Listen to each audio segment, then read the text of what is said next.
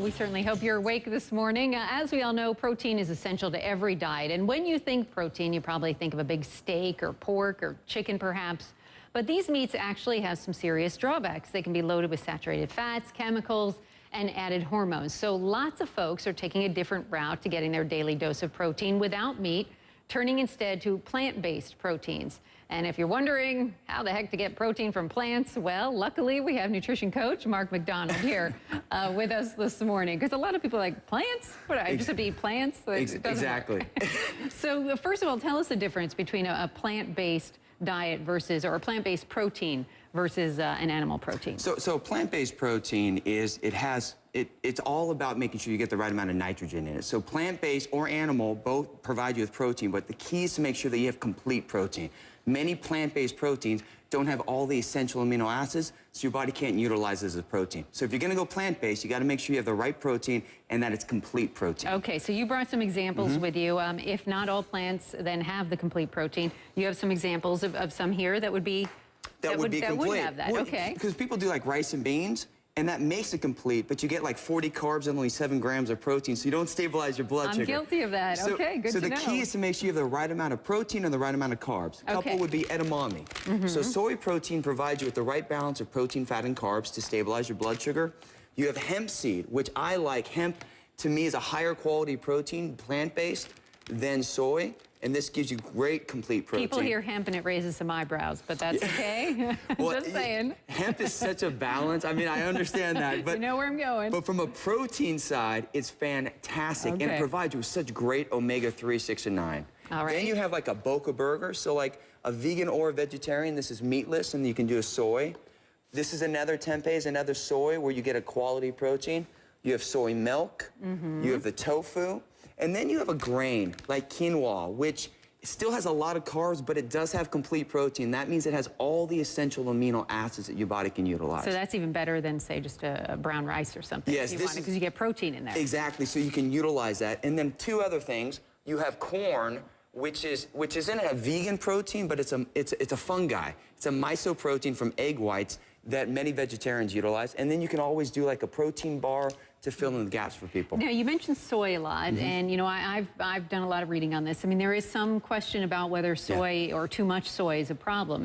What do you think? Well, so soy has a lower amount of nitrogen per gram than an animal protein, and it causes your body to release estrogen, which is a fat-storing hormone. So when someone has breast cancer or some type of any type of estrogen factor cancer, then they're recommended to avoid soy.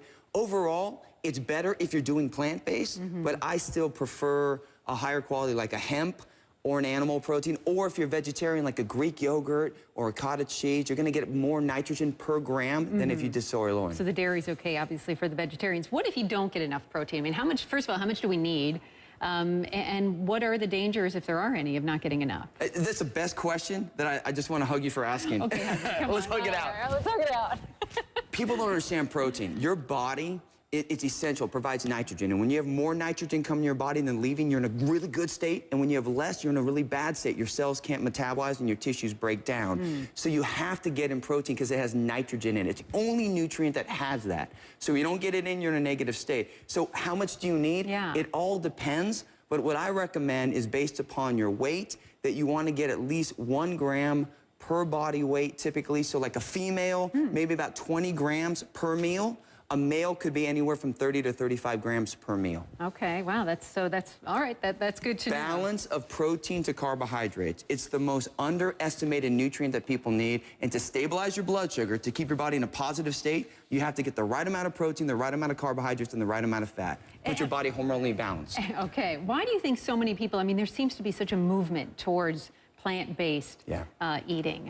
I mean, there are real clear advantages. I mean, I'm a vegetarian. I'm not vegan. I'm not that extreme, but I am. You know, I find myself I'm much more clear-headed and I have more energy. Do you hear that as well from your clients? I do. I think it's so first off, I'm cool with someone's a vegan, vegetarian. I started my program in Venice Beach, California. As long as you get the right amount of protein, carbs, and fat.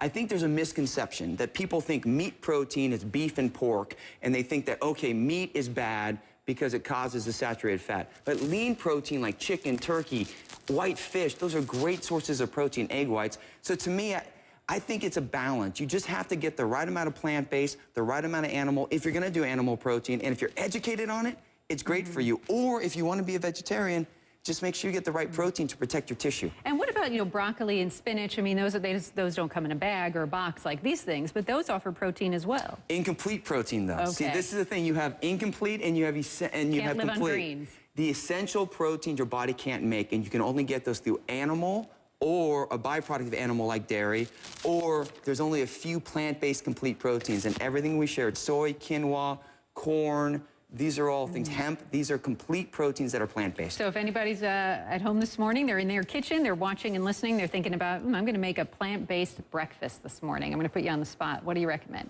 Well, you can do a couple things. So if you have a plant-based and you have like a soy, there's a lot of soy, like breakfast sausages, that you could do that would give you the protein, fat, carbohydrates. You could take some hemp seed or some hemp protein powder and make a little bit of a shake. Okay.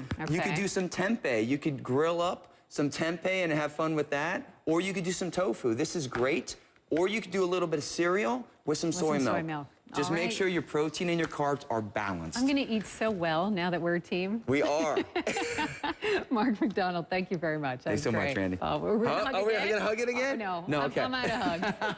I'm going to leave you hanging until next weekend. Okay. All right. Thank you. Thanks.